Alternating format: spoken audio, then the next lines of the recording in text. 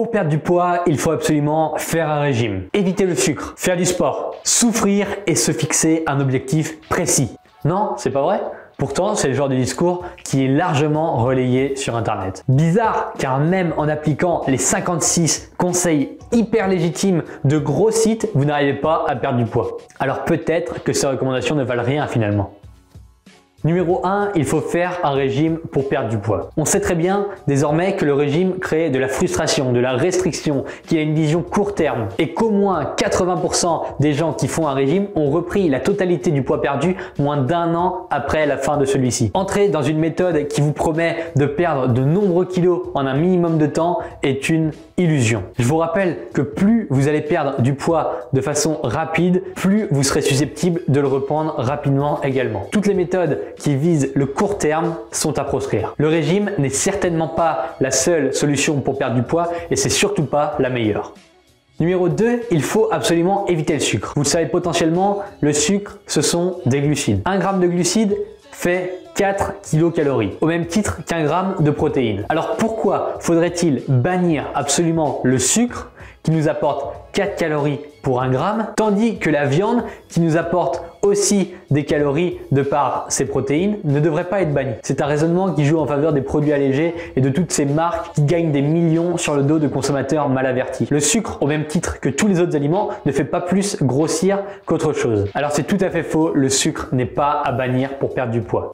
Numéro 3, il faut faire du sport. Si vous aimez le sport, si vous êtes passionné par le tennis, par la natation ou par n'importe quel autre sport, bien sûr, il faut que vous continuez à vous entraîner. Vous adorez ça, vous prenez du plaisir à faire du sport. Maintenant, dans le cadre d'une perte de poids, où vous commencez à faire du sport uniquement dans cet objectif, la plupart du temps, c'est contre-productif. J'ai même fait une vidéo qui vous explique pourquoi le sport fait prendre du poids dans ce cas précis. Alors la réponse, elle est extrêmement simple. Si vous aimez faire du sport, bien sûr qu'il faut faire du sport. L'introduction du sport dans la perte de poids doit toujours se faire selon vos goûts et vos envies. Décider d'aller courir parce que apparemment ça brûle plus de calories que d'aller faire du vélo est une immense bêtise. Si vous adorez faire du vélo, allez faire du vélo. Point barre. Et je vous ai déjà expliqué qu'il n'est absolument pas indispensable de faire du sport pour perdre du poids, mais que dans un objectif de santé globale, il était intéressant et important d'avoir une activité physique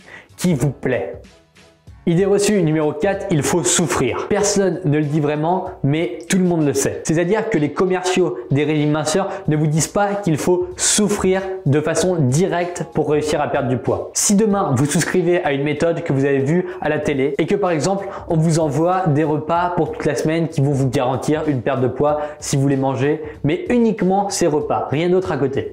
Et qu'après 4 jours, vous appelez le service après-vente, vous allez tomber sur un super conseiller minceur qui n'y connaît absolument rien en nutrition et lui dire que c'est vraiment compliqué, que les plats ne vous plaisent pas et que vous avez constamment faim. J'ai déjà fait l'expérience et j'ai écrit un article sur le sujet. Dans 99% des cas, ils vont vous répondre que vous devez rester fixé sur le programme. Vous devez manger les repas quoi qu'il arrive sans jamais bifurquer de cette ligne de conduite. Et cela, même si ça vous fait souffrir, en utilisant des arguments bidons. Vous devez rester fidèle à ce que l'on vous envoie pour avoir des résultats garantis. La vérité est tout autre. Il n'est absolument pas nécessaire de souffrir pour perdre du poids. Si l'objectif est introduit dans une vision de long terme et que votre alimentation respecte vos goûts, vos envies, vos objectifs, vos contraintes, etc., la notion de souffrance n'existe pas puisque le taux de frustration est très peu élevé dû au fait que vous pouvez manger ce qu'il vous plaît. Certes, les quantités restent adaptées, mais une sensation de liberté beaucoup plus grande vous permet d'éviter cette restriction constante. Donc non,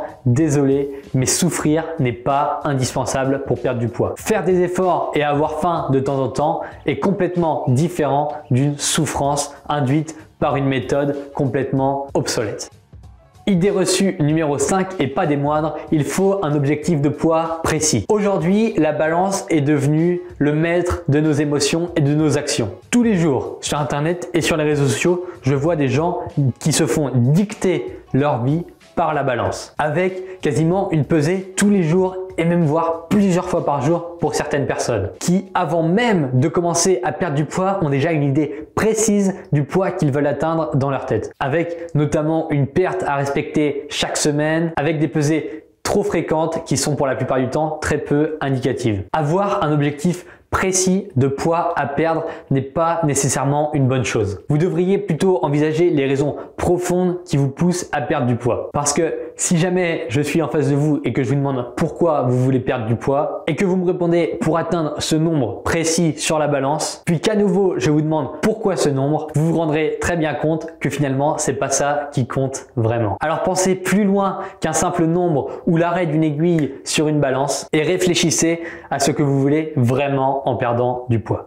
Il existe encore des dizaines et des dizaines d'idées reçues véhiculées sur Internet. Certaines commencent à tomber petit à petit, mais d'autres ont la vie dure, notamment dû au fait que certains médias continuent à les partager massivement. Ne croyez pas tout ce que vous voyez et ne croyez pas tout ce que l'on vous dit. Gardez à l'esprit que la majorité des gens qui partagent du contenu ont une idée derrière la tête. Retenez également que les extrêmes ne sont jamais bons.